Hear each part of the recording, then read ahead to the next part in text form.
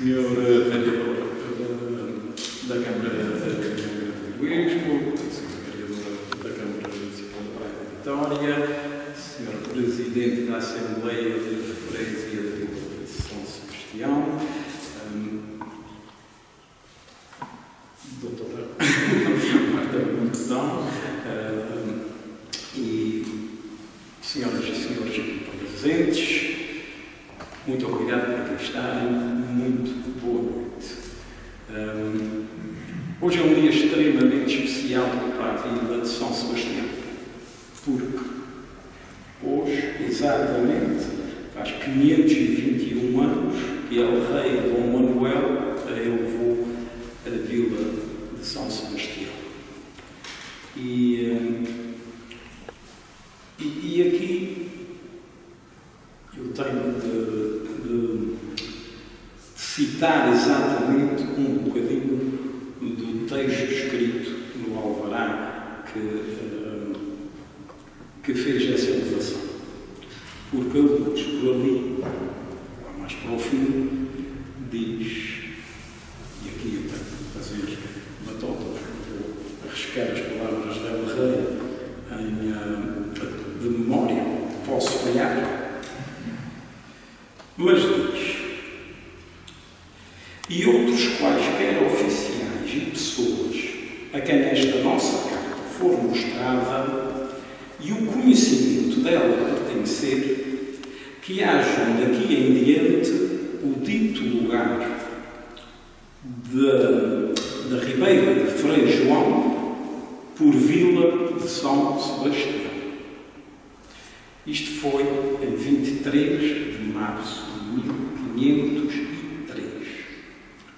E ele não disse o dito lugar de São Sebastião a Vila de São Sebastião. Foi o dito lugar da Ribeira de Frei João a São Sebastião. As razões estão enumeradas mais acima.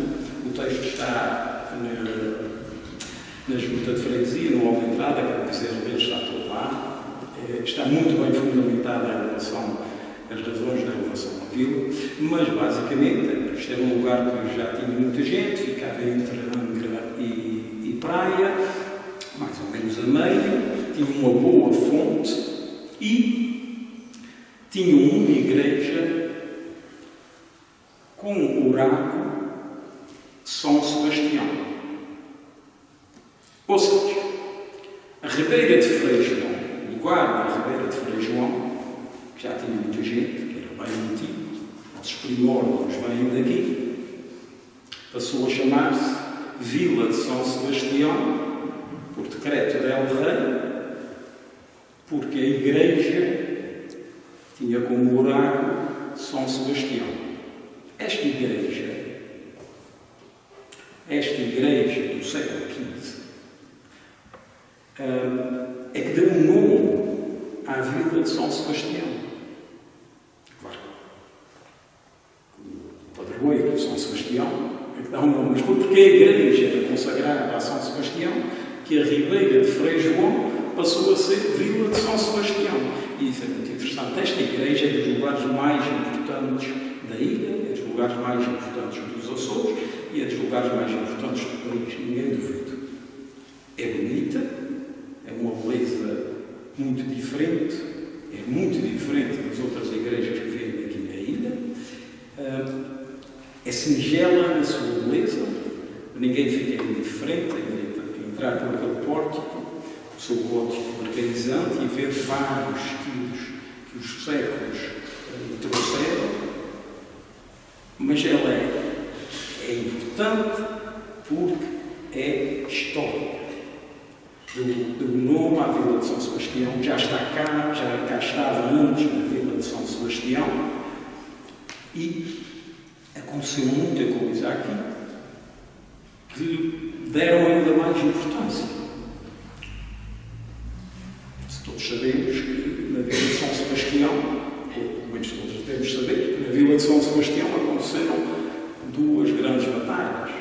Batalhas por soberania, batalhas pelo nome de Portugal, ganhámos uma, perdemos outra, duas extremamente importantes batalhas, sangrentas, com toda todas são, onde se morreu, onde se parou, onde muita coisa aconteceu, mas nessas batalhas por Portugal, ali no meio delas, aquele por quem esta ilha toda lutava, Dom António, prior de Corato, no meio das batalhas, desembarcou na Baía das Mãos, na vila de São Sebastião, e veio até esta igreja, o primeiro lugar onde veio, e ajoelhou-se, muito provavelmente ali, a rezar. E aqui esteve, pelo menos uma hora. E depois acordou para Angra, no seu lado. O primeiro lugar que ele veio foi aqui. As razões podem ser muitas. Vinha de uma derrota numa batalha naval ao Largo de São Miguel. Portanto, se calhar por isso, quis vir para um lugar, desembarcar num lugar mais calmo do que desembarcar na Baía de Angra. Talvez tivesse sido só porque as condições climatéricas favorecessem desembarcar primeiro na Baía das Mãos. Ou talvez fosse porque ele se lembrava que um ano antes, na Batalha da Salva, muita gente tinha perdido a vida por aqui e expulsado os espanhóis aqui na Vila de São Sebastião. Seja lá o que for, foi aqui que ele veio e esteve aqui nesta igreja. Aquele que não é considerado oficialmente nos registros portugueses como sendo rei de Portugal, tendo sido rei de Portugal, mas que nós aqui na Terceira, principalmente aqui, temos provavelmente esse dever moral de o considerar. Porque muita gente nossa lutou para o manter rei de Portugal. E conseguimos durante ali uns 3 anos, ou 2, fazer isso. Portanto, se lutou, se morreu, se deu a vida para que ele fosse considerado o rei de Portugal, o mínimo que os descendentes das pessoas que fizeram isso podem fazer aquele era rei de Portugal. E aquele rei de Portugal, não oficial, mas oficioso, foi aqui, rezou aqui, nesta igreja. Ali uns anos, houve aqui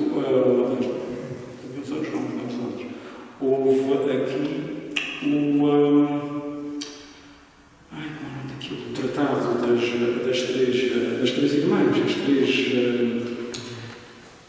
as três vilas, juntaram-se para que tudo o que tivesse a ver com a ilha em geral fosse decidido ou fosse discutido aqui na Vila de São Sebastião. Mas o lugar onde eles fizeram esse tratado não foi a Câmara de São Sebastião. Eles vieram à primeira grande reunião, foi aqui, nesta igreja, na Vila de São Sebastião. Isto é uma igreja extremamente histórica, está cheia de história e de histórias dentro da história. Ainda há pouco eu estava a contar uns. Tem mistérios, coisas que a gente não sabe. Estes frescos que estão aqui são únicos nos Açores, mas ninguém sabe exatamente porque é que eles estão aqui. Há teorias, mas quem, porquê, como, ainda não está lá. Há um grande trabalho de restauro que está a ser feito deles. Eles são enormes. Eles originalmente cobririam aquela parede toda, esta também, e aqui por cima também, provavelmente debaixo daquela cala que está ali ainda haverá algum, nunca se sabe. Mas porque é que eles estão ali exatamente, a gente não tem certeza. Mas estão, são únicos e são muito, muito bem feitos. São frescos de qualidade. Ou seja, esta igreja é o lugar onde a gente pode bem celebrar os 521 anos da Vila de São Sebastião. E além de ser isto que eu disse, e muito mais, é também, e primordialmente, o que foi quando começou a ser construída, quando a benzeram e quando a dedicaram a São Sebastião. Isto é um local de culto. Ainda hoje. Não é como aqueles lugares que às vezes se tornam monumentos, são bonitos, que o turista vê, é muito bom. Não. Aqui ainda hoje as pessoas vêm, celebram a sua religiosidade. Vêm à missa, fazem todas as outras tradições próprias da religião. E isso é bom, porque isso é vida.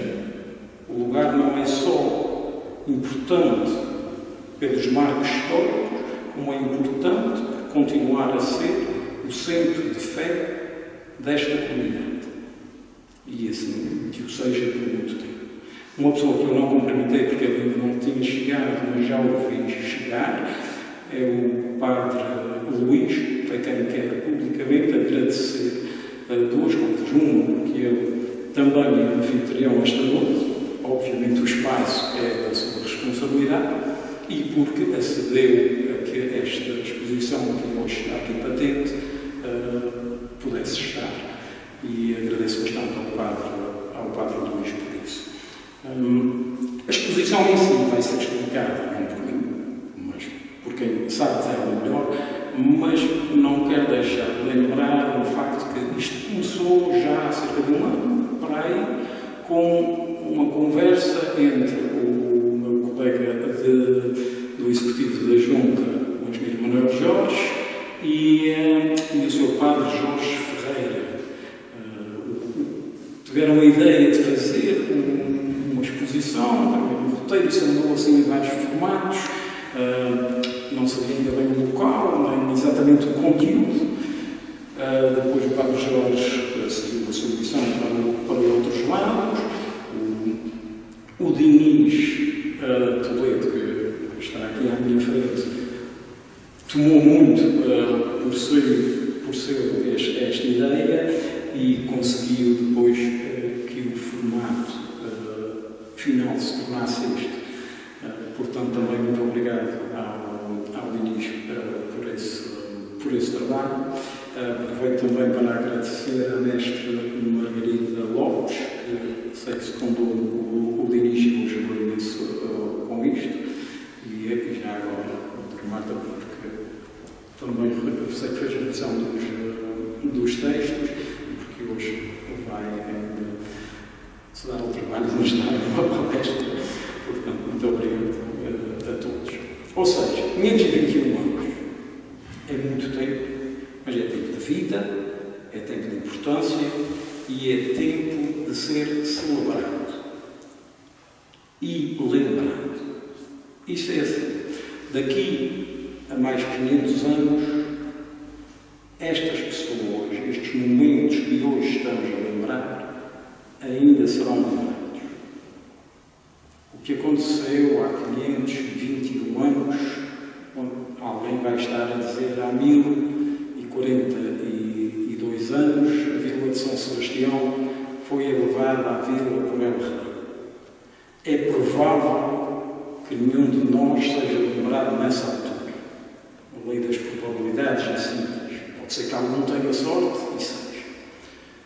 Mas aqueles há 521 anos, agora em 1042, então serão lembrados de certeza. Por isso o que temos de fazer hoje é lembrá-los, porque eles, sim, já foram importantes.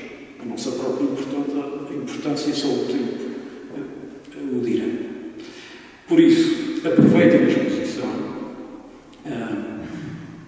aproveitem a Vila de São Sebastião, os que estão aqui de passagem, e os que forem de cá, orgulhem-se que a Vila de São Sebastião já foi, é e será sempre importante. Muito obrigado a todos.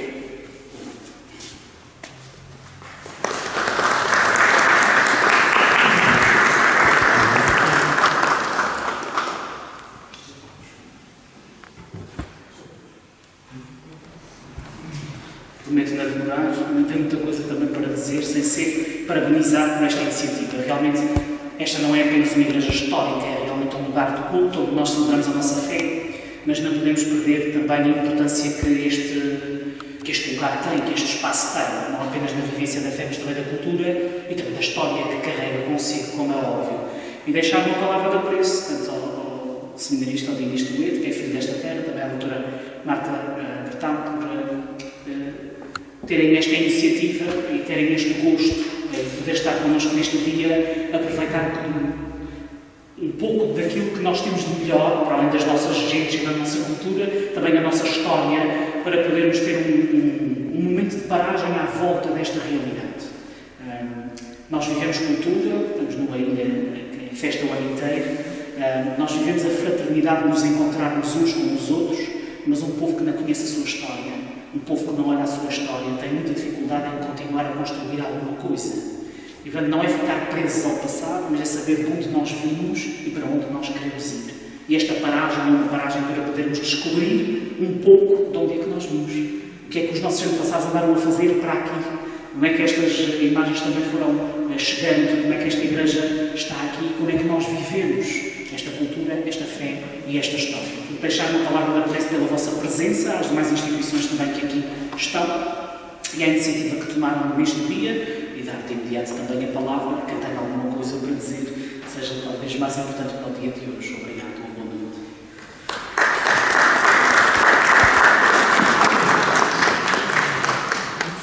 Boa noite a todas e a todos. Isto não estava previsto, mas de qualquer maneira eu sou um cabo e um pessoal da Câmara Municipal de Urbanismo dar os parabéns em primeiro lugar ao Executivo da Junta de Freguesia e não menos importante também que aos promotores, o Seminarista de Inês, a doutora Marta Bertão e demais personalidades que promoveram essa exposição.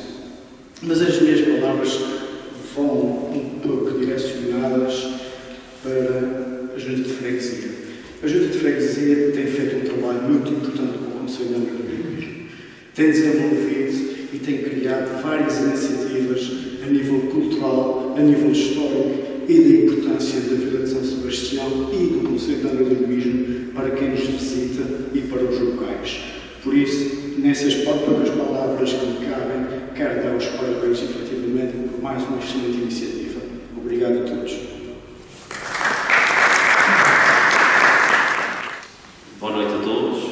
Começo por saudar as nossas autoridades aqui presentes, tanto civis como religiosas, e todos aqueles que nesta noite se quiseram associar a nós, neste dia de grande alegria para a nossa vila. Lembramos o nosso aniversário, digamos assim. Eu vou fazer a apresentação da exposição, mas para que esta exposição estivesse aqui, o Sr. Padre Procurado pelo Luís, estas imagens surgiram lá atrás, nos séculos XVI e XVII, por alguma razão. Essa razão foi o culto e a devoção das pessoas. E, portanto, eu vou fazer um apanhado muito breve e rápido sobre a evolução da própria oração. A oração é algo que é comum a toda a humanidade, quer seja crente ou não. A dada altura na vida, todos nós já nos parámos e pensámos o que é que eu estou aqui a fazer e andámos em busca de respostas. E portanto, vou fazer um percurso um pouco por isso e depois entrando já no cristianismo e no próprio catolicismo, que é a corrente dentro do cristianismo, mas assim nos junta aqui. Portanto, a oração é uma constante de todas as religiões e de toda a humanidade. Frente às adversidades, a espécie humana tende a sair de si, a ir em busca de algo mais e a procurar alento e conforto para aquilo que não consegue entender. As catástrofes naturais, o mal humano. Portanto, nós tendemos sempre a ir em busca de uma resposta para aquilo que não percebemos. E a súplica e a prece são constitutivos da nossa natureza humana, quer seja para uma divindade, quer seja para os outros. Todos nós necessitamos de ajuda e de auxílio e de alguém para conseguirmos levar a nossa vida em frente. Podemos usar como exemplo, por exemplo, as crianças que vão desenvolvendo a confiança na mãe e reconhecem ali alguém que as ajuda a crescer, que lhes dá o que necessitam para sobreviverem. Portanto, desde o berço que nós somos criados em busca de ajuda e a reconhecer que necessitamos de ajuda. E já numa fase mais adulta, o homem volta-se, isto é a história das religiões é que nos diz, a própria psicologia, volta-se para as divindades. As primeiras divindades para assegurar as colheitas, para assegurar que houvesse comida, para assegurar a fertilidade, algo tão importante para a manutenção da espécie, e as primeiras religiões surgem assim, as religiões mistéricas e não só. Portanto, a oração é o pedido de ajuda à divindade para que ela nos seja favorável. A primeira atitude do homem quando reza é por favor, concede-me isto, faz-me isto, dá-me isto na minha vida. E nas religiões abraâmicas, portanto, judeus, cristãos e muçulmanos, a oração assume diversas formas de expressão e de conteúdo, melhor dizendo.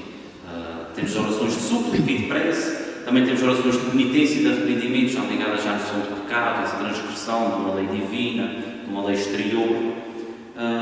E a mais eminente das orações, das formas de oração, aquela que dá graças e que agradece e louva, seja o Senhor, seja Javé, seja Allah, seja pelo nome que nós queiramos dar ao nosso Deus. E nascido no seio do judaísmo, Jesus cresce num ambiente pautado pela oração diária. Os judeus tinham horas muito fixas, ainda hoje em dia têm, horas rígidas para a oração, também os muçulmanos o são um pouco assim. E Jesus nasce neste clima em que há todo um calendário litúrgico a obedecer, como a Páscoa, a nossa Páscoa cristã deriva da judaica, como todos sabem. Mas Jesus não se restringe a estes meios de oração tradicional e vai além. Entra na comunhão profunda da oração com o Pai, ele era um com o Pai, ele é um com o Pai, e o seu modo de rezar vai marcar profundamente os seus discípulos, os seus apóstolos, aqueles que o vão acompanhar na sua vida terrena. A confiança que Jesus deposita no Pai, Jesus chama meu Pai e vosso Pai, é algo completamente novo e fora dos esquemas da época. Portanto, Jesus é um revolucionário para a sua época. Por isso é que até durante esta semana as leituras, como estamos nos preparando para a Páscoa e para a Semana Santa, as leituras apontavam nesse sentido. Os judeus começam a chamar Jesus blasfemo e herege, porque Jesus chamava o Deus por Pai, por Abba. E fruto deste novo modo de orar surge um jeito próprio do cristão de entrar em comunhão com o Deus Trindade que Jesus revelara. A oração já não é apenas fruto da espontaneidade humana, isto São Paulo deixa-nos muito claro. Já não é nós, homens, que buscamos a Deus, foi Deus que nos buscou, e é pela ação do Espírito Santo que nós rezamos, nós clamamos Abba Pai, que nós invocamos o Senhor. E os membros desta nova religião, os cristãos, os seguidores de Jesus Cristo, sabem que são membros de um único corpo. E isto aqui é muito importante para percebermos a questão da devoção aos santos, a questão da doutrina do corpo místico que São Paulo elabora. Todos os cristãos sabem que são membros de um corpo, que tem à cabeça Jesus, cada um de nós é um membro desse corpo, e mesmo quando nós individualmente, cada um de nós em segredo e privado reza, toda a comunidade reza. Porque o corpo está todo unido, o corpo não está separado. E será nesta certeza da comunhão do corpo místico de Cristo que se começará a fundamentar e a sedimentar as bases do que virá a ser a doutrina da comunhão dos santos. Portanto, se todos somos membros de um corpo, aqueles que já partiram e que foram exemplos na vida presente, também rezam para nós onde quer que estejam. E aqui fundamenta-se a doutrina da comunhão dos santos que nós católicos, os ortodoxos e algumas das igrejas protestantes, embora muito poucas, aceitam. Portanto, o culto e a devoção àqueles primeiros heróis começa logo nos primórdios do cristianismo com o culto aos apóstolos. Até em vida, os apóstolos são abordados para fazerem milagres. Há um episódio nos Atos dos Apóstolos em que querem tocar nas vestes de São Pedro porque sabem que vão ficar curados. Portanto, começa logo no início esta ideia de que aqueles que estão mais próximos de Deus e que são um exemplo para nós, também podem pedir para nós quando já partiram. E então, exemplo do culto aos apóstolos, temos aqui na exposição uma imagem de São Bartolomeu, que por acaso é a mais antiga da exposição, que é do Sebastião Rodrigues, o mais antigo santeiro, mas isto deixa os aspectos técnicos que a doutora Marta, mas o São Bartolomeu, apóstolo de Jesus, é um exemplo claro de que os primeiros seguidores são aqueles que começam a ser considerados primeiros santos. E depois, numa época de perseguições, porque o cristianismo surge como uma religião perseguida, Os mártires, como o nosso padroeiro São Sebastião, são aqueles que foram as testemunhas maiores da fé, porque chegaram ao ponto de derramar o seu sangue, dar a sua vida pela fé que professavam. E aí, aqui na nossa exposição, temos exemplo disso, São Crispim e São Crispiniano, que são dois santos completamente desconhecidos da maioria das pessoas.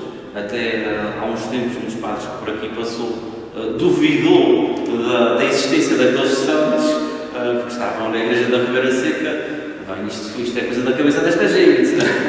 E lá depois foi investigar, e há algum fundamento histórico, embora pouco, para a existência daqueles dois irmãos, que eram dois irmãos sapateiros, mártires, que ganhavam a vida no seu ofício de sapateiros para poderem ajudar os mais pobres, aqueles que não tinham necessidade dentro da comunidade, e não só. E depois, durante uma das perseguições, na mesma perseguição que São Sebastião morre, também São Crispim e São Crispiniano entregam a vida. Portanto, um aspecto para mim faz um pouco de confusão é como é que estas duas imagens aparecem na igreja da Ribeira Seca. Poderão ter vindo de outro sítio, muito provavelmente, porque uma devoção de santos sapateiros é porque havia alguém ligado a esta profissão, e a Ribeira Seca aqui na vila talvez, agora na Ribeira Seca, uma terra mais pobrezinha, voltada para a agricultura, certamente não havia um sapateiro, era preciso fazer sapatos, vinha-se à vila fazer os sapatos. Portanto, é daqueles mistérios da história que nós não sabemos como é que as coisas acontecem. Com a liberdade religiosa e o cristianismo torna-se uma religião aceita, as pessoas começam a buscar outras formas de chegarem ao céu, porque o martírio já não acontece, e então surgem os ermitas do deserto, pessoas que se retiram do mundo, vão viver para grutas, para cavernas e lá no recolhimento fazem as suas orações, fazem penitência e ascese, e essas pessoas começam a ser procuradas pelos outros cristãos que lhes vão à busca deles para se confessarem, para terem conselhos, para terem direção espiritual, porque a comunidade começa a ver neles modelos de proximidade com Deus. E exemplo disso temos a imagem de Santo Antão. Santo Antão do Zé, ou Santo António do Egito, como também é conhecido, que é considerado o pai do monarquismo cristão, porque é o primeiro que foge do mundo para viver os ideais cristãos de uma forma mais eminente, digamos assim. Mas, acima de todas as devoções de santos, temos aquela que é considerada temos o Santos Santos, Jesus Cristo e a sua mãe, Maria, a Santa das Santas, a Virgem das Virgens, e cujo culto começa na Igreja desde o início, a comunidade, logo desde o início, logo após a morte de Maria e a Assunção de Maria ao céu, a morte ou dormição, não sabemos o que aconteceu com a Nossa Senhora, o dogma da Assunção ao céu deixei aberto o que é que terá acontecido. Depois da Assunção de Maria ao céu, a Igreja também começa a pedir a ela que reze por aqueles que estão na terra, para que ela derrame as suas graças de mãe sobre os seus filhos. E será que o Concílio de Éfeso, no século IV, quando é definido o dogma da Theotokos, ou seja, Maria é mãe de Deus, que o culto a Maria vai se espalhar por toda a cristandade, tanto no Oriente como no Ocidente. O culto a Nossa Senhora espalha-se de uma forma que até então nunca tinha sido vista e começam a aparecer igrejas dedicadas a Maria. E nós aqui nas ilhas, das primeiras invocações que chegam às ilhas são as invocações marianas. E prova disso é a primeira ermida da ilha, que fica aqui em São Sebastião, da Senhora da Graça. Porque foi uma graça encontrar aquela fonte de água quando desembarcaram na ilha. E associam logo que é uma graça a Maria, porque Maria é que é a fonte da vida, Maria que é a fonte da graça, é por ela que vem Jesus Cristo que salva a humanidade, que dá a graça verdadeira. Aquela graça da água é uma graça, um auxílio para o corpo, mas sem ela o Espírito não se pode elevar. Por isso também nesse sítio celebram a primeira missa na ilha. E fruto desta devoção mariana, temos duas imagens, da Senhora da Encarnação, que era padroeira daquela capela onde agora está o Santíssimo Sacramento, e temos a imagem da Senhora da Consolação, padroeira da Igreja da Ribeira Seca, a primitiva padroeira, que está atualmente na sacristia da Igreja. De referir que o São Crispim e o São Crispiniano são as únicas duas imagens desta exposição que estão oculto, digamos assim, ou seja, estão na Igreja, no lugar de destaque, embora talvez não haja devoção a eles, mas ainda permanecem lá nos seus sítios, à exceção de todas as outras, nomeadamente o Santo Antão, o São Bartolomeu e a Virgem da Encarnação, que se encontram guardadas na Casa Paroquial no passado, a Senhora da Consolação na Sacristia e o São Crispim e São Crispiniano, então na Igreja em si. E portanto, deixo aqui o agradecimento à Junta, porque o Padre Jorge deu a ideia andou perdida, o Sr. Manuel Jorge é uma pessoa que não esquece nada e enquanto não meteu a trabalhar, não descansou. E então ando-me a ter um juízo para que tu nunca deixes de esquecer, Ia faltar 2 semanas para a gente estar todos aqui reunidos, isto não pode morrer. Portanto, a Junta foi uma parceira imprescindível nisto tudo, e a paróquia, obviamente. Agradecer em especial também à Margarida, que teve muita paciência na questão dos 10 anos, porque a gente já se conhece há alguns anos e o nosso modo de trabalhar, a gente é muito miudinhos, vai texto para a frente, vai texto para trás. E também agradecer à doutora Marta, que também teve muita paciência de andar os textos para trás e para a frente, para a gente corrigir o que era necessário a nível científico, porque eu fiz a investigação, mas não sou especialista em História da Arte, eu sou curioso e gosto disto, mas eu baseei nas fontes que nós temos disponíveis, como Oliveira Martins e outros, que escreveram sobre imagens semelhantes a estas, e portanto deixo aqui um agradecimento a todos que se quiseram juntar a nós nesta noite e espero que gostem da exposição.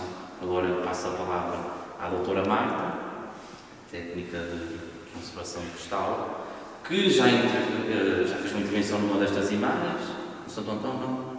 O Santo Antão sim, que já foi intervencionado há alguns anos, e portanto, melhor do que eu, ela que percebe da parte técnica e científica, nos explicará como é que estas imagens foram feitas e o seu estado de conservação até os nossos dias. Muito obrigado.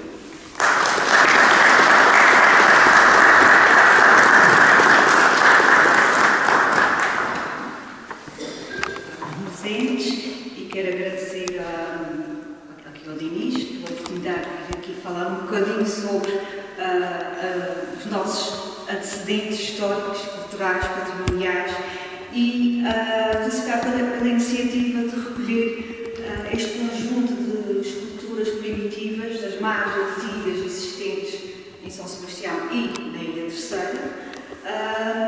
E chamar realmente a atenção para a necessidade da preservação destas culturas, para que no futuro também os nossos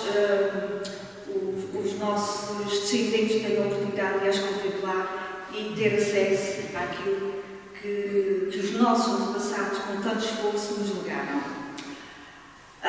Eu só para fazer uma pequena chega aqui, disse aqui o Sr. Presidente da Junta de Freguesia, disse muito bem que essas pinturas a fresco são únicas nos Açores, não se conhece mais nenhum conjunto de pintura a fresco nos Açores, e mais, é um conjunto de pintura a fresco de maior extensão no território português.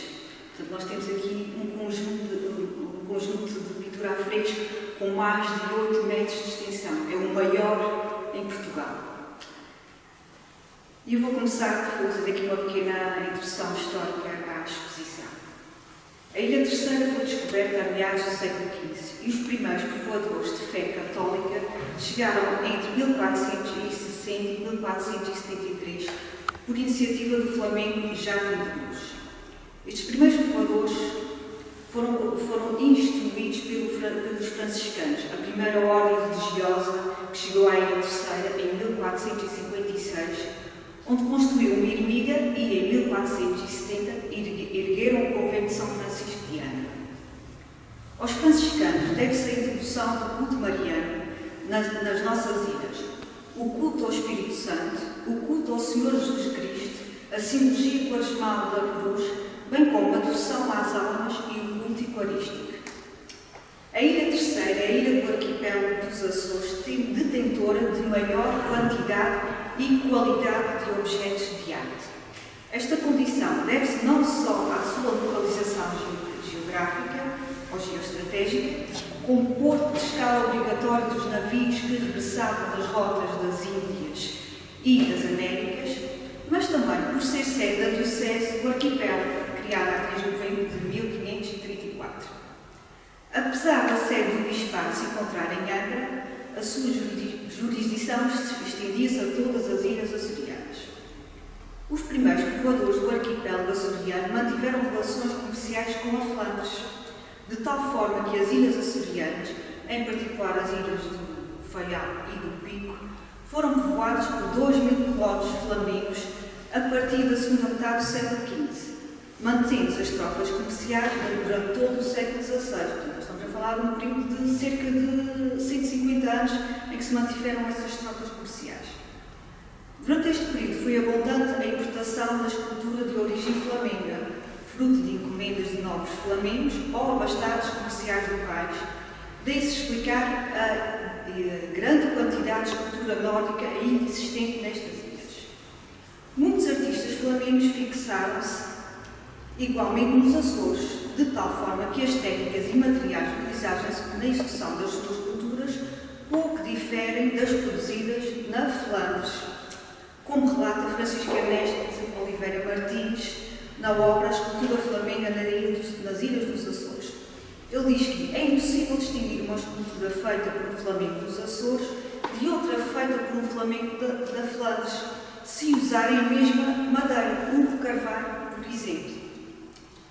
A escultura flamenga foi de grande importância, tendo influenciado a produção escultórica açoriana durante mais do século XIX, como disse há pouco. A arte açoriana é abundante e de qualidade, verificando-se uma produção constante e atualizada ao longo destes 5 séculos desde o povoamento. Numa primeira fase, eram importadas obras provenientes da metrópole ou dos países de origem dos seus primeiros povoadores, em particular da Flandres. Em seguida, os artistas locais vão beber dessas fontes, inspirando-se em outras culturas, nomeadamente as orientais. Portanto, aí relacionamos novamente com as rotas marítimas,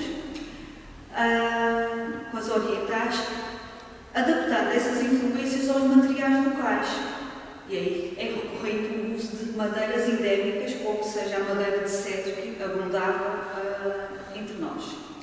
Utilizando sabiamente outros materiais que aqui aportavam, como sejam a madeira de jacarandá, proveniente do Brasil, e o marfim, nomeadamente de elefante, que era proveniente de África ou da Índia, criando obras de entidade própria, tipicamente nossas. Portanto, nós não vamos entrar hoje nesse campo da utilização das madeiras de jacarandá e dos marfins, que isto já é um bocadinho mais, pronto, já nos remete para o mobiliário açoriano.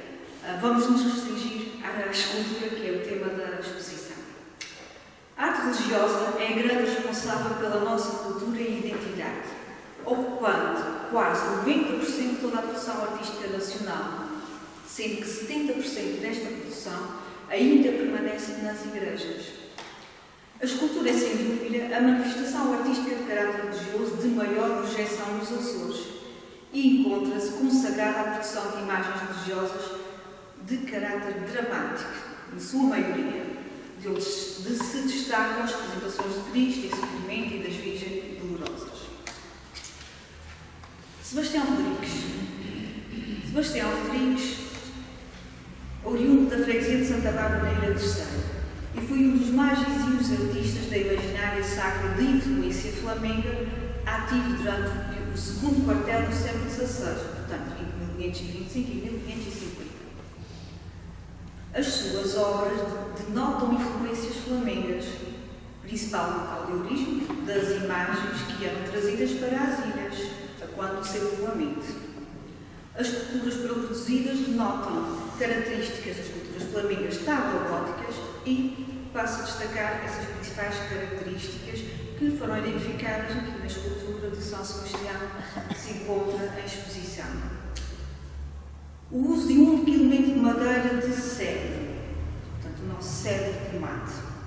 Era importante que as esculturas fossem produzidas com um único elemento de madeira ou com a menor quantidade de madeira possível. Para quê? Para evitar bolhões, o que conferia maior estabilidade e maior resistência mecânica dessas esculturas e daí também serem consideradas obras de maior qualidade. Portanto, as esculturas do Bastião Rodrigues eram, na sua maioria, construídas por um único elemento de madeira, a não ser que fossem esculturas de maior dimensão. E era preciso executar, nomeadamente os braços dos cristos ou as mãos, e haver a necessidade de se produzir algum tipo de comunhão. O Bastião Rodrigues fazia as suas uniões com cavilhas de madeira, o mesmo material utilizado para a execução das suas esculturas. Daí não haver grandes oscilações mecânicas e torná-las de melhor qualidade. Bastião Rodrigues também se caracteriza pela elevada produção de cristos com o torso bem vincado e com a particularidade das coroas de espinhos serem elementos entalhados integrantes, portanto não eram coroas amovíveis, e os nós no cindal serem de grandes dimensões e pendentes. E nós observamos dois desses cristos em Angra, um no Museu de Angra e outro na Misericórdia de Angra, que é o padroeiro da cidade de Angra, que foi uma escultura que foi também recentemente restaurada. Os corpos são estáticos, alongados, com os membros superiores adoçados ao corpo, denota-se, porém, alguma rigidez no comportamento anatómico. As virgens apresentam testas altas, olhos pequenos e quebrados em meia-lua, ao gosto medieval. Isto é uma característica tipicamente flamenga. Os narizes são pequenos, finos e direitos. O rosto oval, com maçãs do rosto salientes, boca bem entalhada e de reduzidas dimensões, e queixo pequeno e empapado. Os cabelos são longos, feitos com goivadas justapostas, imitando ondulados pendentes. Os dedos das mãos são longos e bem entalhados. O preguiado da indumentária é largo, anguloso, mas com curvas harmoniosas. Os bicos do sapato poderão ser visíveis na extremidade inferior da indumentária. Por vezes, as pieiras podem apresentar a inscrição Ruiz. Portanto, em português arcaico, ela era conhecida por Bastião Ruiz, nosso Sebastião Rodrigues de Santa Bárbara. Portanto, Bastião Rodrigues é considerado por alguns como o precursor da oficina dos mestres da Sé de Angra. Sabemos que as esculturas que estão em exposição são açorianas, exatamente pelo uso da madeira de cedro. Aí não há dúvida. Como referi aqui, o nosso São Bartolomeu tem todas as características e poderá ser realmente atribuído a Bastião Rodrigues. Por outro lado, o São Crespino e o São Crespiniano apresentam características da oficina dos mestres da Sé de Angra que passo a apresentar. Trata-se de uma importante oficina de mestres santeiros ativa em Angra na primeira metade do século XVII, com intensa atividade durante algumas décadas, nomeadamente durante o domínio filipino na Ilha Terceira, entre 1583 e 1642. Esta oficina terá-se desenvolvido próximo da Sé ou mesmo dentro dela, com o propósito de fornecer a necessária imaginária para a catedral, podendo também ser produzidas obras para outros centros de culto, capelas privadas de casas novas ou palácios. A abundante produção escultórica desenvolvida por esta oficina é claramente influenciada pelo madeirismo espanhol, possuindo, porém, características de influência luso-orientais, facto que facilmente podemos relacionar com a passagem das naus da carreira das Índias pela Ilha Terceira. As esculturas produzidas pelos mestres da Sé de Angra são executadas em madeira de cedro, sendo posteriormente policromadas e douradas. Segundo Oliveira Martins, que realmente foi quem primeiro estudou esta oficina de mestres santeiros, 60% das esculturas de grande dimensão produzidas para essa oficina têm uma altura variável entre 50 cm e 1,40 m. Algumas obras atribuídas a esta oficina são os bustos relicários que se encontram no altar lateral do lado da epístola na Igreja de Santo Inácio de Loyola, portanto, Colégio dos Jesuítas de Ankara. Bem como os painéis em baixo relevo, em madeira entalhada, ricamente estofada, policromados e dourados a ouro de lei, com um estofado estupendo que toda a gente conhece, com as representações da Arca da Aliança e da Terra da Abundância que se encontram nas paredes laterais do Santuário Nossa Senhora da Conceição em Angra. Curiosamente, a madeira utilizada para a execução desses painéis não é um cedro. É uma espécie que não foi identificada até hoje, uma madeira extremamente densa e que leva a crer que é madeira importada do Brasil. Mas os painéis têm todas as características do mestre Sedanga, nomeadamente o painel da Terra Prometida, que aparecem nos soldados espanhóis, com os capacetes, com as fardas militares, com os capacetes tipicamente espanhóis, características da época da ocupação filipina na Ilha Terceira. E quais são as características das culturas dos mestres sede de Angra? Portanto, a mais comum é o uso da madeira de cedro de mate, à exceção desses painéis. As culturas de pequena e reduzida dimensão eram formadas a partir de um bloco de madeira. Nas culturas de maiores dimensões, as uniões eram feitas normalmente com cavilhas metálicas de ferro, contrariamente ao que usava o Castelo Rodrigues, que eram as cavilhas de madeira. Verifica-se a presença de algum dinamismo, em particular no tratamento dos panejamentos, que caem e convergem para o braço esquerdo, caindo também sobre a mesma perna esquerda. Observa-se uma libertação dos braços em relação ao corpo, portanto, eles deixam de ser adoçados ao corpo. Em particular, o braço direito, que muitas vezes aparece elevado. O rosto é ovado, os olhos são muito expressivos e amendoados. Maçãs de rosto bem vincadas e nariz onduloso. As mãos são grandes, mas pouco desenhadas.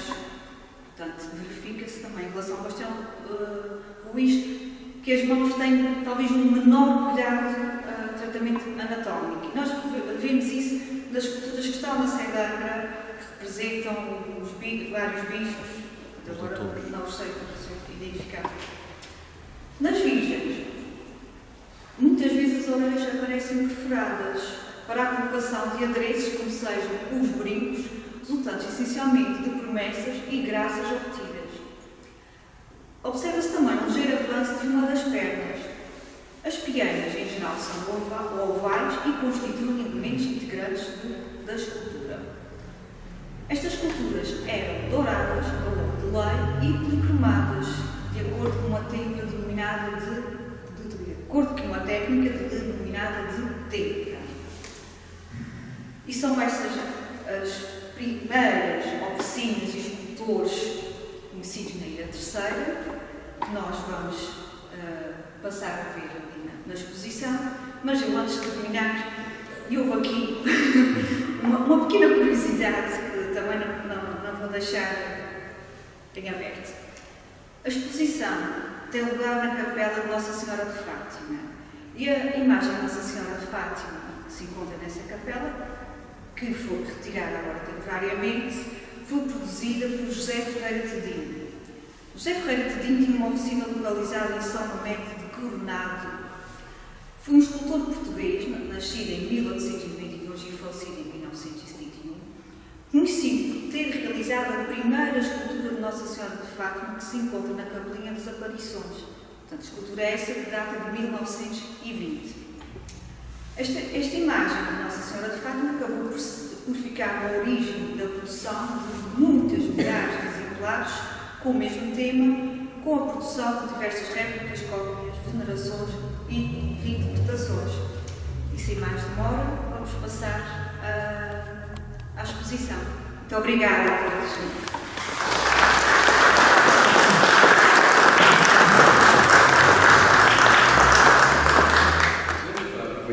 E ver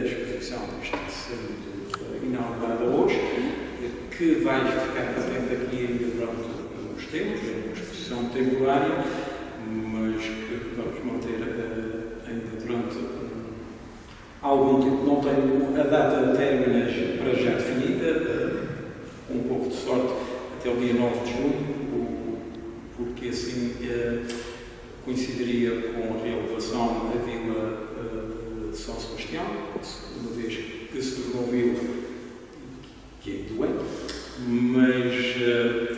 mas os que estão aqui agora e hoje podem aproveitar já e ver enquanto a explicação que foi dada está fresca.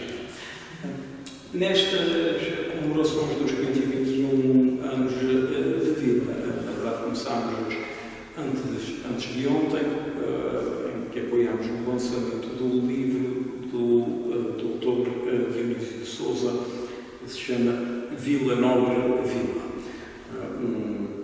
Um livro que, obviamente, versa sobre a vila e se isto fosse um daqueles programas de televisão, principalmente dos americanos, eu diria, se tiram debaixo das cadeiras de um livro para cada um de vocês, não é assim, isto não é um daqueles programas de televisão norte-americanos, mas tem as pessoas que eu tenho que agradecer e agraciar com este livro que recentemente foi lançado. Portanto, peço ao Diniz que aceite, se faz favor, este livro, já agora vem aqui acima, à doutora Marta, se fizesse, por favor, e à mestre Margarida Lopes, desculpa. Eu sou terrível. A única coisa que eu queria dar ao livro, mas a única razão que eu vos peço para vir aqui é para aproveitar para pedir para eles uma grande salva de palmas para